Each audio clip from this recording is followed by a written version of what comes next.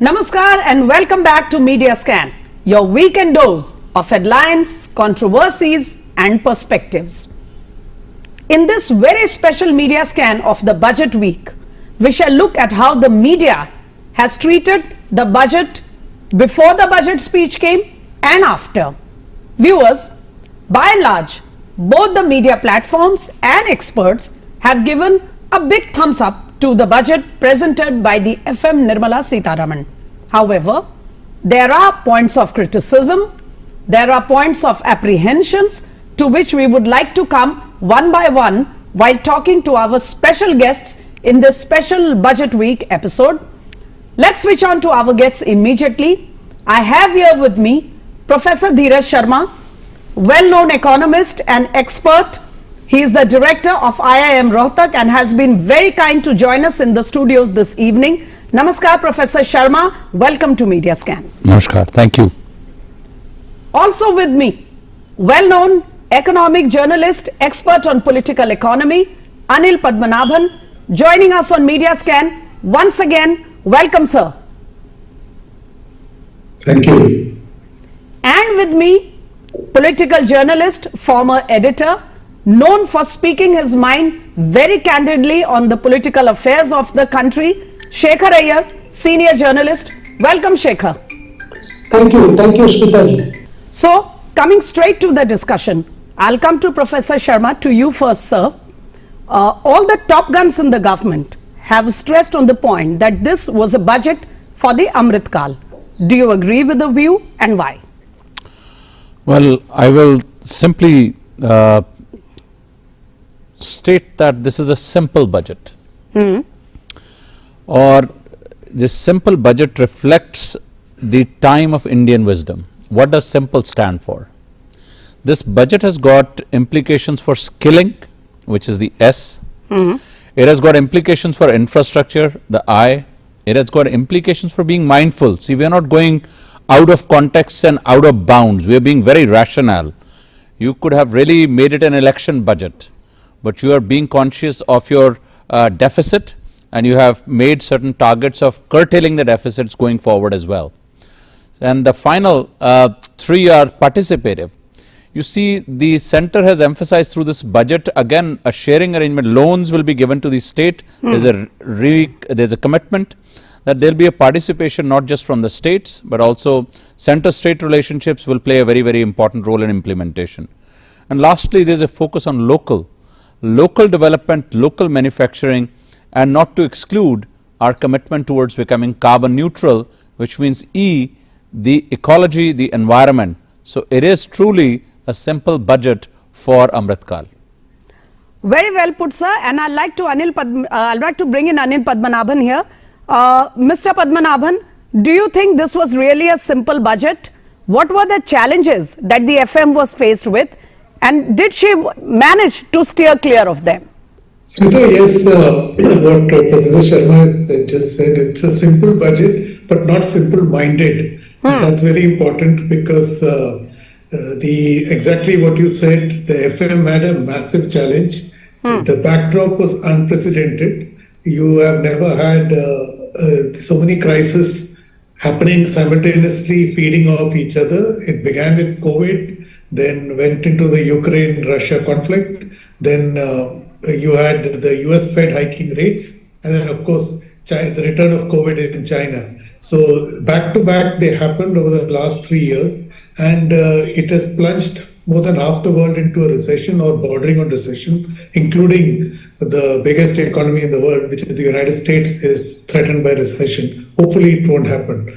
So that's the backdrop. So yes, the FM had to face this issue, and India is still recovering from COVID. Yes, growth rates are out of the back and even better than pre-COVID levels, but the people are still struggling to play catch up because a lot of erosion of income, jobs, etc. happened. So they are still recovering. Luckily, there was a mitigation plan. So this was the other concern. She had to address this audience in any case. And as Professor Sharma said, this was a re-election, the last full-fledged budget before the election. So the temptation to go the electoral freebie way, as the UPA did in 2009 when they announced that massive farm loan waiver, was obvious. I mean, to any politician, Shekhar will bear me out, will always be tempted by this. It's an easy, hit me out of the park kind of delivery. So, but they did, and they have walked the tightrope between managing your fisc and meeting the demands that I listed. So to me, just to add, I'll wind up by taking up from Professor Sharma's acronym play. Yes. So I'll add a different acronym. I think it is triple D, which is decarbonization, digitalization, and decentralization. So on one or two specifics that you have just tried to refer to in your initial comments, Mr. Padmanabhan, especially about the MSME sector and the young in the country, I'll come to a couple of those specifics. But before that, just a quick comment from Shekhar Iyer. Shekhar Iyer, on the one hand, is the promise of a budget for the Amrit Kaal, which means at least 25 years. On the other, a budget which can meet the mood of the people in the quick 2024 elections.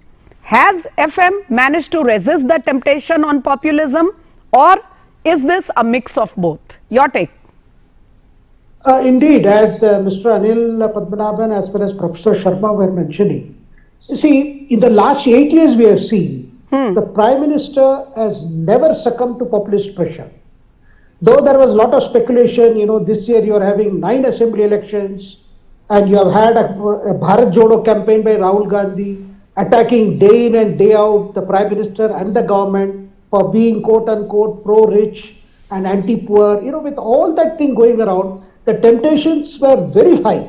And also the fact, that the BJP will have to do well in each of these elections to build up that mood before the big challenge or the big fight of 2024. But despite all that, Prime Minister has stuck to his core philosophy in politics, which is what? Good economics is also good politics. Got it. But then the obvious corollary to your comment is, if they have managed to resist this temptation, the Prime Minister's vision and the FM's cut and dry points, the question arises, how will the electorate respond to this budget in the coming state elections as well as the big general election next year? Quickly. Well, we have already seen, take for instance an issue like old pension scheme, which was used as a political issue by the Congress in Himachal Pradesh, and it is continually being used by the opposition parties in various by-elections. I mean, the BJP is already feeling the brunt of that campaign, which is unfortunately, even people like Montok Singh Ahluwalia, they have all warned that reverting to something like to old pension scheme at the cost of new pension scheme, which was actually a bipartisan approach. It was conceived during Vajpayee's time and implemented during Manmohan Singh's time. Now, despite all that, the message that the Prime Minister wishes to give, look, there will be continuity of policies of fiscal prudence, and also to do things which are necessary for the next 25 years for India to fully achieve its potential. Elections will be fought, elections may be lost, may be won, but ultimately the people are going to accept good economic policies that will actually, improve upon their future instead of all these, shortcuts. Because the Prime Minister has always said there are no shortcuts to, achieving what the goals of Amrit Kaal. Yes, in fact, when the Prime Minister raised objections and reservations about the Revdi culture, as he puts it, his main plank was that, shortcuts, there are no shortcuts to growth. I'll come back on that, Shekhar Iyer, but quickly, I want to raise one or two points that have been put up by sections in the media as well as the political parties, particularly the opposition. Professor Sharma, the fact that the opposition has been questioning repeatedly why there is cut in some of the social spending schemes. They have particularly mentioned Manrega here. On top of that, they have also talked of not in a way, not cut down, but inadequate allocation for PM Kisan and some other related social sector fields. Do you think the social sector has been ignored largely in this budget? Do you agree with this complaint? I don't think so. I think there is adequate focus on all sections. One of the really ignored sections is the middle class. I think giving them a tax break is something I believe was timely. It will also give significant boost to the economy because consumer spending will go up. So you see, these are hard things to do. You've got a finite budget. You've got finite amount of money that you want to spend. There are no limits to freebies and populist measures. Yes. I think the idea is to discriminate between being a welfare state and offering freebies. This is a very fine line, and I think that fine line has been taken care of. So while retaining the welfare measures, the freebies which could be viewed as freebies are no longer there and are not there. So I think if you view holistically, the budget really takes care of largely all sections of society. So you see, this is most unfortunate that in recent times there are schools of thought which keep talking about the gap between the rich and the poor. So would you rather have poor being more poorer and rich being less rich? I mean, that's really a communist ideology of pushing the gap between the two. So would you have the gap here or the gap here? I mean, obviously I would prefer the gap here, which means rich getting richer and the poor getting less poorer. So I think that gap has to be identified, and in this budget it has been done well. That gap will always be there between people in terms of disposable incomes, in terms of per capita income, but that gap, rather than being here, will move upwards. So I think it will please you to know that in the past we have discussed this issue of the very fine line, the thin line between welfareism and crass freebies, as we say in many of our previous episodes. But coming to your point, very quickly, there have been some voices in the media by experts as well as some media commentators that what looks so rosy at first glance about the income tax, new slabs, the new regime, and raising the bar for the exemptions is not exactly in substantive terms so beneficial for the salaried, the middle class. Is there something hidden in the whole announcement? I don't think so. I think it is very, very clear that the disposable income of people all the way through to 15 lakhs or less, which is substantial, large portion of Indian population, particularly middle class, will have income below 7 lakhs. And can you imagine, there is real no tax on income below 7 lakhs, right, which is substantive. This provides additional resources for individuals to go and spend. What are they going to do with those resources? They'll boost the economy, they'll consume something which they need.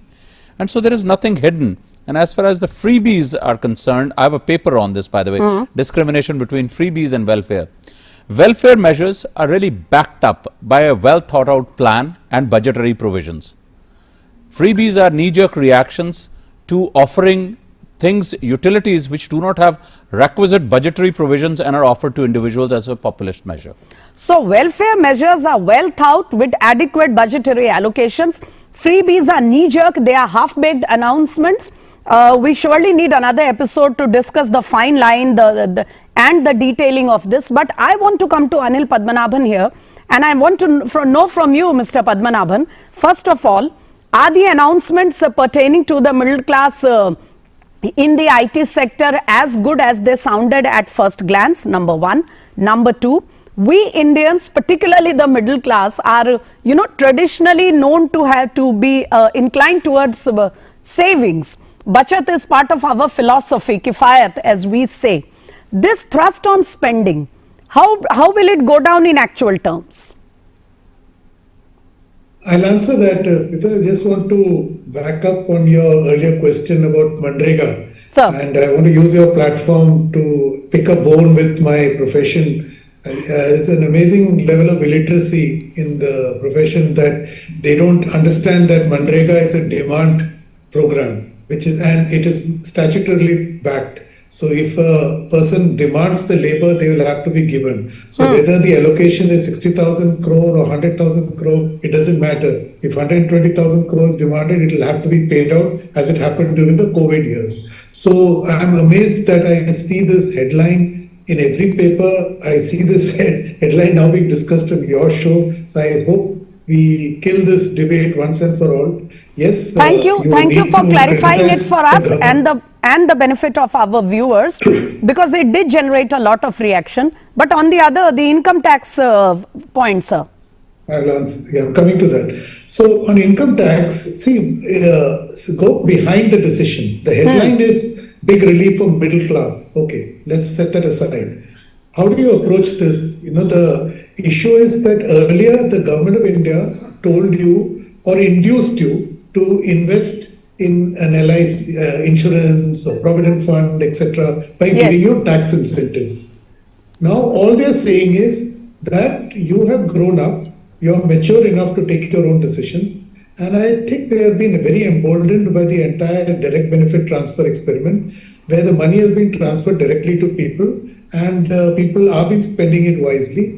And end of the day, every human being is rational. He or she thinks for individual and their family welfare. So all that the FM has done is they have withdrawn those incentives. Yes, it will save her in terms of tax giveaways. But on the other side, it has put the ball in your court that when you, this income, you decide where you want to invest or you want to consume.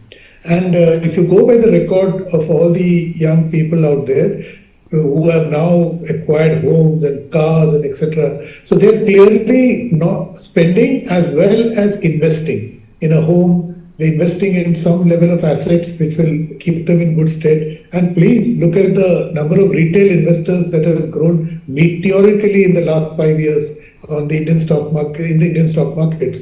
So that kind of tells you that the Indian, whether it's middle class and above, are mature enough to handle their own finances, and that's exactly what the FM has done, empowered them. So it's a point of trust, on your investors, on the middle class, people who are known to work hard, save, but also they need to spend. But very quickly in one line, sir, this effort to push them towards the new regime of the taxes, do you think a lot of people will opt for it because the last year's record is not so encouraging?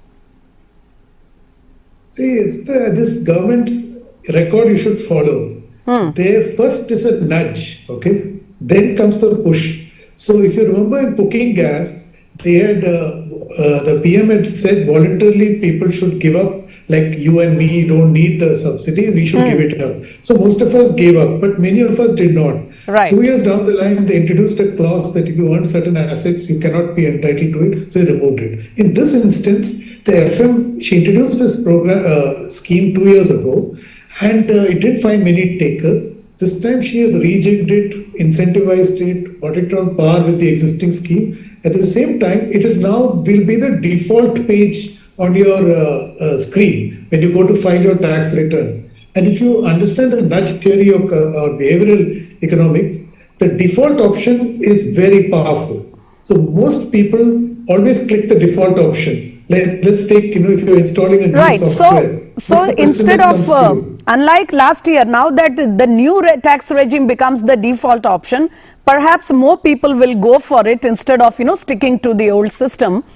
But can I bring Shekhar Iyer here? Shekhar Iyer, Mr. Padmanabhan has spoken in detail about the, the thrust on the middle classes, the income tax reforms, etc.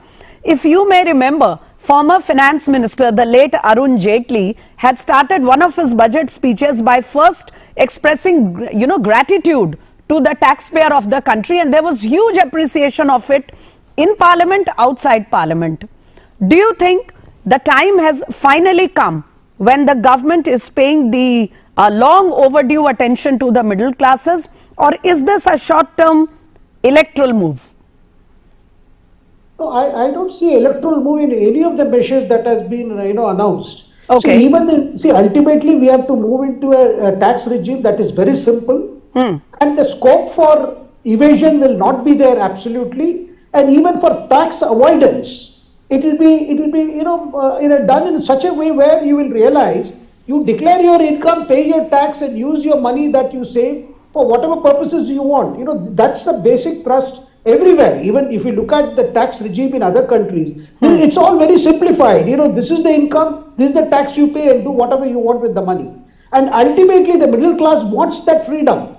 See, the old system, allows for, if your wages are not going up, if your income is not going up, that looks very attractive because you can claim rebate on various sections. Yes. But ultimately, if you look at our youth, if you look at the middle class, the aspirational class, they want things to be simplified. And that is the class that the government is aiming at. Look, they want a system. Okay, that point is well taken, Shekhar. But seriously, I mean, as a political commentator, the middle class is also a very politically, hot button issue. How do you look at it in terms of the politics of the announcement? You see, I'll put it this way. If people are looking at, the only relief they think is the relief if the standard deductions, go up. You see, that is not going to happen. Because if you look at, this was a budget which had to look at, how are we going to face if there is a recession in the West, how it will impact us. What happens if the Ukraine conflict escalates? Then how do we handle if there is a rise in crude prices? That is the second one. And third thing is what happens if the COVID were to make a comeback, as we saw happening in China. So these are the circumstances under which this budget was announced. Now, given that scenario, what do you see? The message of hope, the message of confidence, the message of optimism. This is going to impact the middle class in a big way at a time. Look at your neighborhood. Look at the West. Look Correct. at what's happening everywhere. So I think that, and also the message, look, we will be careful, but we will at the same time, we will risk certain measures so that, our future is good. Instead of going for doles, instead of going for, the headline management, that does not happen. So we need to be cautious, but not exactly, very conservative when, we plan our finances. But there is one very interesting aspect of this budget, though it started in the past 2 years as well. And I want to have Professor Sharma's take on this. Professor, a lot of, senior most people, including the Prime Minister himself, have talked of the green budget, about green growth in this budget. Considering India's standing in the global arena in the present days, particularly in the COVID and post-COVID period, we are emerging as the voice of the global south. So we do have a global responsibility apart from managing the finances of the country only. Has this budget, in a way, brought focus on the fact that India values its position globally when it comes to protecting Mother Earth, our responsibility towards the environment, the ecology? Is this truly a green growth oriented budget? Well, you see, if we were consuming energy at the same level as the United States, there is not enough energy on this planet for us to function. India traditionally has been a very, our homes, our traditions make us sustainable. The way we function, we always try and conserve, we're very disciplined in terms of use of energy. So in this budget, you must see that there is a focus on environment, there is focus on ecology, Yes. there is focus on sustainability. This demonstrates very clearly that when the commitment has been made that by 2070 we would be carbon neutral, and by 2050 would be about 50 to 70% range of being carbon neutral.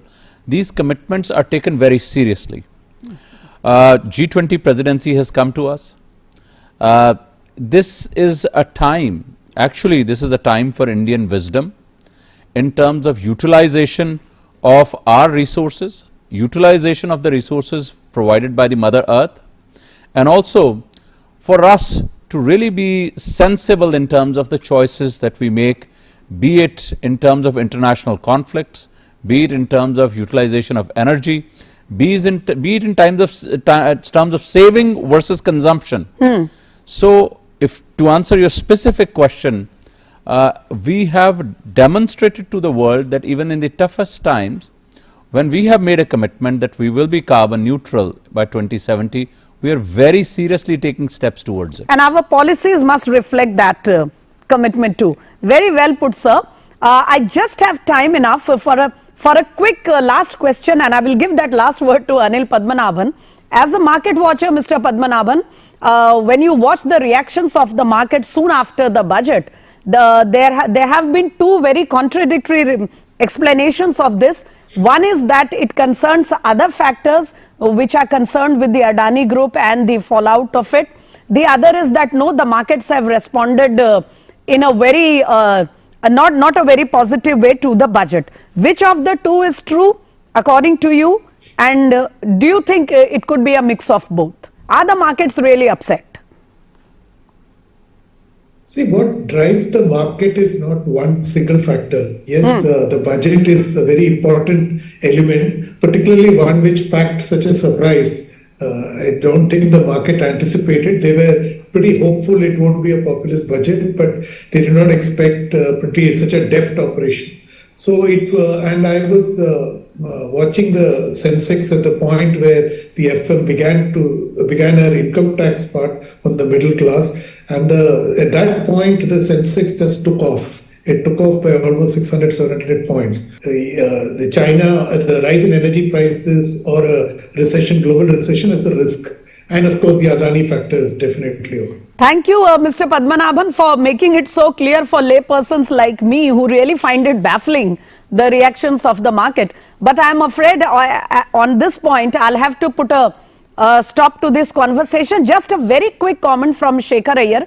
Shekhar, now that the budget is behind us and the country is getting ready for elections from Tripura to begin with, in very few words, how do you see it reflected in the elections for the government, or do you think it will reflect at all?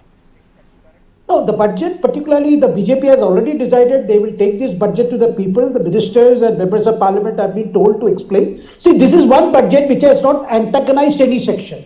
Okay. That's the most important part, because invariably budgets tend to affect one group or the other group, but it has not antagonized anybody and definitely enthused the other sections. Particularly the kind of commitment that the government has made for capital expenditure, for the infrastructure. That is the area which is going to see growth. That is the area that is going to create jobs. That's a message that will go down in the months to come in this particular year. Fine. We have seen comments with the experts and political leaders saying that this is a budget which was meant only for a very few. But our experts here are saying it is not only meant for all sectors, for all segments of the population, but it is also a budget which has very interestingly not antagonized any section of the voters or the population. On that very positive and having the plethora of views here, it's time to bring an end to this conversation. Thank you for being with us. See you next weekend on Media Scan. Namaskar.